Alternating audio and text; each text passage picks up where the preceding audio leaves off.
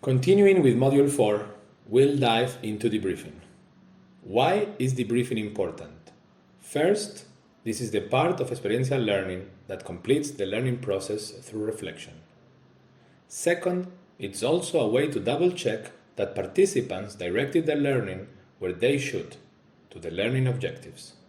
Third, it's a way also for us, as facilitators, to learn from the reflection of participants and accept the learning.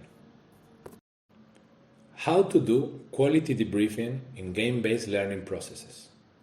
1. Participants will learn from the game, from the theme, and from their teams in team games. Have these dimensions in mind, as meaningful learning may come from moments you didn't anticipate. 2. It is possible that participants share learning different to what you were intending. In that case, accept that learning and reflect about the learning showed up. Afterwards, you can reflect about the processes that you proposed and if they went in a different direction. 3. Debriefing is a process. Prepare in advance some guiding questions for each step. Don't aim to reach specific answers with your questions. And if you don't get the answer that you were expecting, don't share only that one. Add 3 or 4 more, including some of the ones given from participants. As we saw in the game-based learning module, experiential learning consists on 4 phases: experience, reflection, generalization, and application. Debriefing focuses on reflection and generalization and builds towards the application. This way, a simple skeleton of the debriefing process can be based on 3 main questions.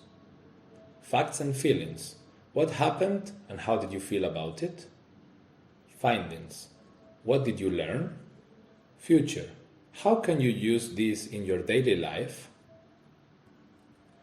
When you decide on learning objectives of the workshops, you can structure the process and the questions to reach them using this skeleton.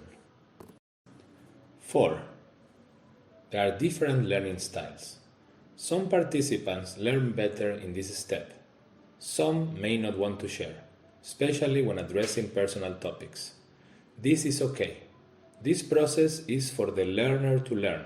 Our role is to guide and to find a way to engage. If some people didn't engage at this point, maybe they engaged before. There is nothing wrong about it. What can you do now? In the facilitation section, you saw the importance of playing the game and being clear about the process and learning objectives.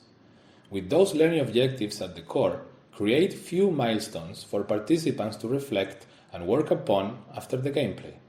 You can imagine them as a path to the final goal, and you can be confident that there are many possible paths there.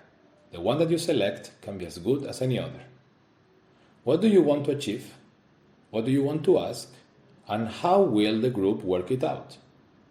According to the time that you have for the process, you can choose 1, 2, or 3 steps to support your group learning. Few questions for each step, and that is it. You have a complete facilitation and debriefing process.